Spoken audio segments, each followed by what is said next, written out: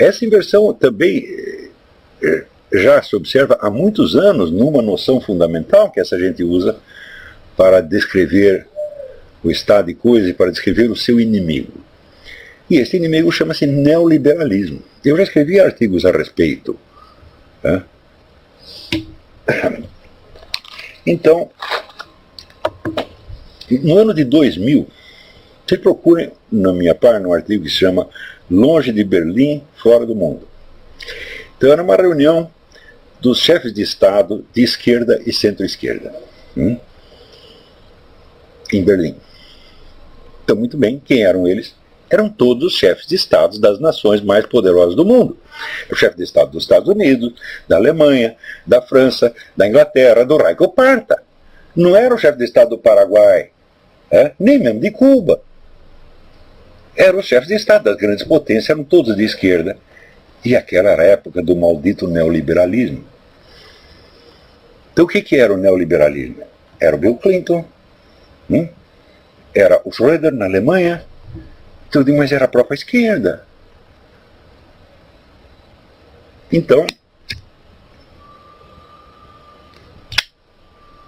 segundo eles, então, o neoliberalismo é a política privatista baseada no mais extremo individualismo e desprezo pelos pequeninos e necessitados, é o capitalismo na sua forma crua, etc, etc. Eu digo, mas espera aí, mas quem está implantando isso são vocês. Porque vocês viram que o socialismo está falindo, então vocês apelam à livre empresa ao mesmo tempo em que vocês procuram ampliar o controle do Estado sobre tudo mais, como eu descrevi no capítulo final do Jardim das Aflições.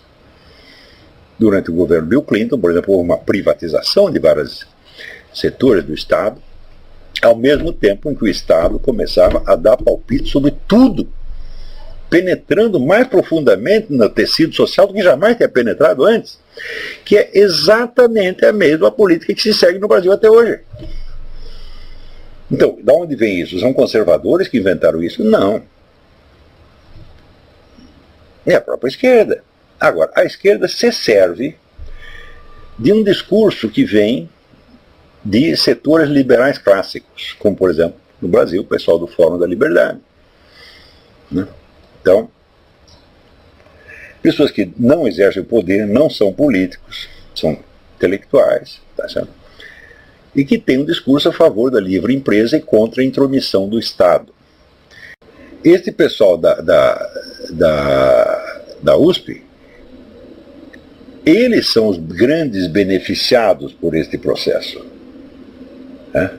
Porque à medida que vem a globalização da autoridade legisladora, vem junto como imposição das entidades internacionais todos os itens do programa cultural que eles querem impor. Gaysismo, feminismo, racialismo, etc, etc. Eles são fortalecidos por isto. E ao mesmo tempo demonizando o neoliberalismo. Neoliberalismo nunca existiu. É uma ficção. O que existe é esta articulação de livre comércio com mundialização da autoridade. Isto sim. Então, no qual o livre comércio não é a finalidade. Ele é um instrumento para a mundialização. Se ele fosse a finalidade, tudo esgotasse aí, então você tem o processo, vamos dizer, globalização é uma coisa e globalismo é outra.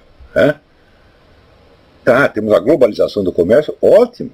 Tudo vai baratear, vai aquecer a economia, tá certo? Tem a circulação de capital, circulação de informação, circulação de cultura. É uma maravilha. Eu sou inteiramente a favor disso. Só que, qual é o preço? Tudo isso foi feito para fortalecer o poder da elite globalista, que é socialista e que alimenta esses mesmos caras.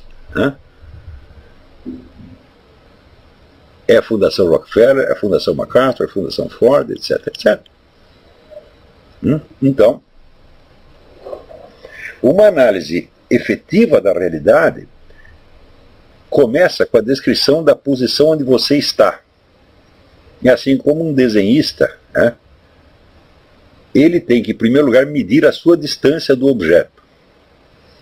Então, quando o desenhista põe um lápis assim, ele está tomando ele mesmo a sua posição como unidade fundamental de medida em relação ao objeto. Então, distância dele ao objeto, posição dele em relação ao objeto e do objeto em relação a ele.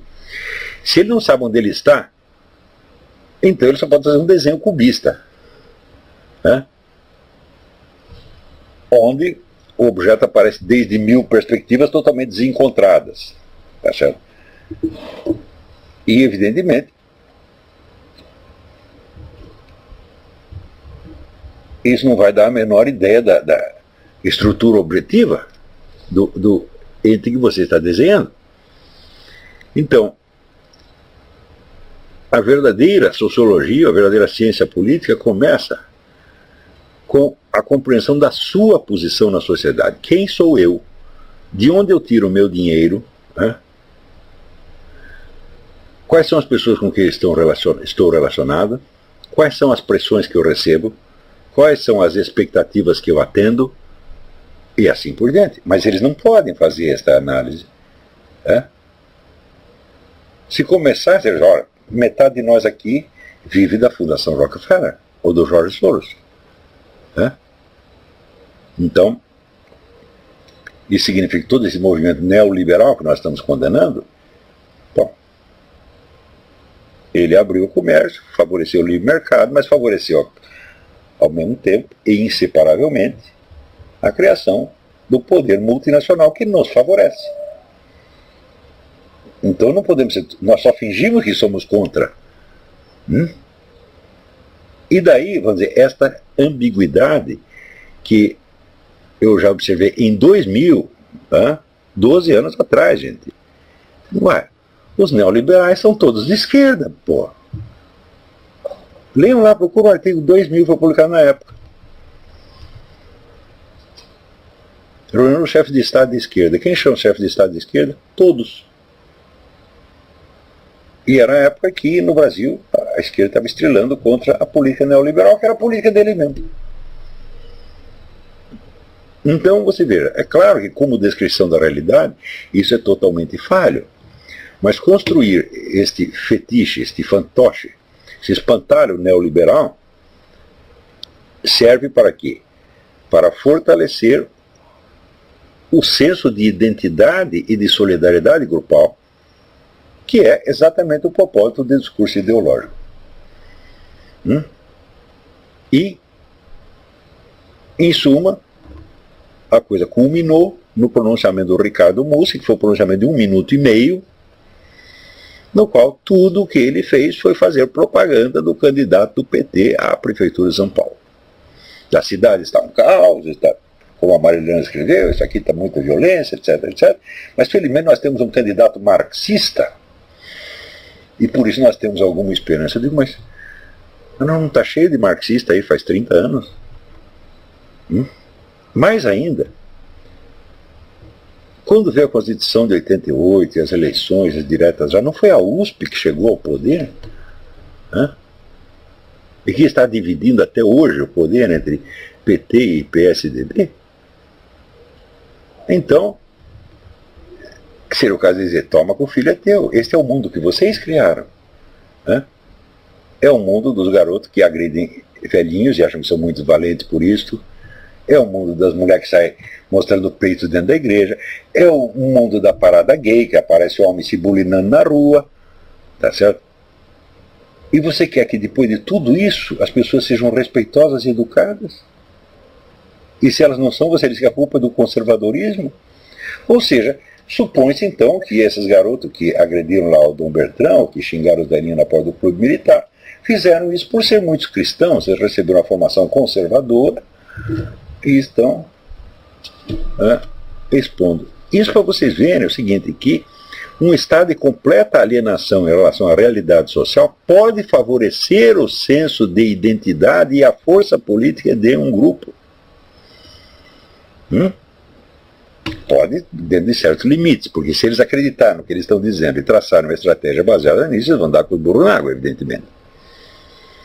E o segundo ponto é o seguinte, eles sentem, todos se queixaram que estão perdendo a hegemonia. A esquerda está perdendo a hegemonia. E muito bem. Como que a esquerda conquistou a hegemonia? Através dos métodos preconizados por Antônio Gramsci. A ocupação de espaços, o boicote aos adversários, tá certo? E assim por diante.